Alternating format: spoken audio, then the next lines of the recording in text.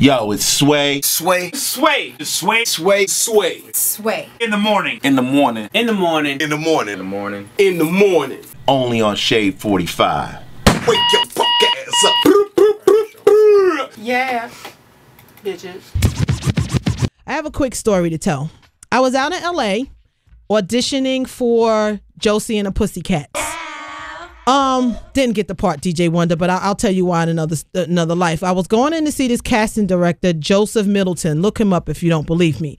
I was walking into his office and he said, "Heather B, how are you? Oh my gosh, I love you from Real World. Do you want to meet Jamie Lynn Sigler?" I was like, "Who's that?"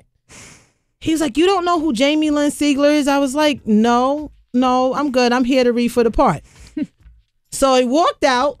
And I go in, we sat down, we had coffee, we had tea. He was like, "I can't believe you didn't want to meet Meadow Soprano." I said, "Meadow Soprano and Jamie Lynn Sigler is the same person?" Sometimes. Girl, I did not know. So now I get a chance to meet you 8 years damn later when it's too so late. Funny. I remember auditioning for that movie too. You auditioned for Josie and the Pussycats? Yeah. You weren't in it though, right? No. Me either, girl. That's why that movie. movie. We dodged a bullet. Yeah, we dodged a bullet.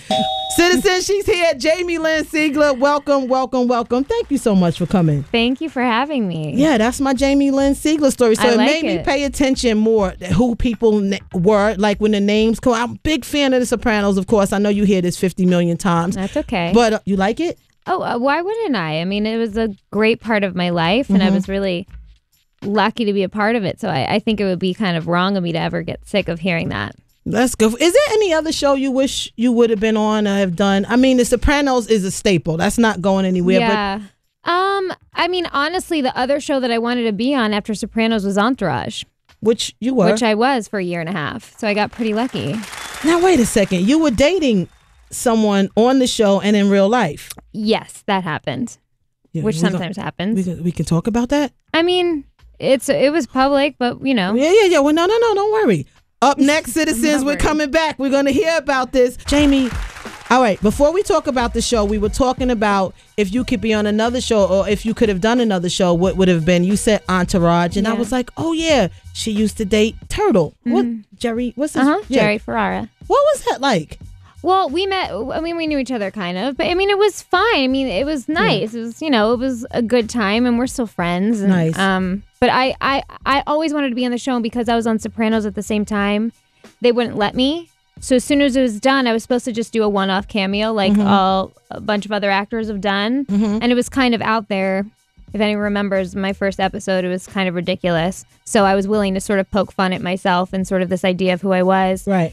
And it just started to work, and the creator asked me if I'd hang on for 2 more. And then when we finished, he was like, "Want to just come back for the whole next season?" I was like, well, this worked out nice because now I have another job for another year. Nice. Is it hard making a transition? I mean, it was HBO, it was still part of the family. Yeah. But when you do such a show like Sopranos, is it hard jumping back in to do another show? Sure, but I think Entourage ended up being sort of this great blessing because it was the channel and the medium people know me from. Right. And I was still associating myself with The Sopranos enough that people knew who I was, but it was sort of brought me to an even playing field a little bit because I wasn't Meadow anymore. I was becoming me, their idea of me, and so I feel like it was sort of the best thing that could have ever happened for me to step out of that show. Okay, so you go from The Sopranos and HBO, Entourage or HBO, a lot of cussing, a lot of nudity, to Guys with Kids, where I can't curse, sitcom, Anthony Anderson, Tempest Bledsoe. Yes. What is it like on set? It's so fun. I mean, have you met either of them? I've met Anthony Anderson a few times. So at parties. Know what it's him. like. Yeah. You know what it's like.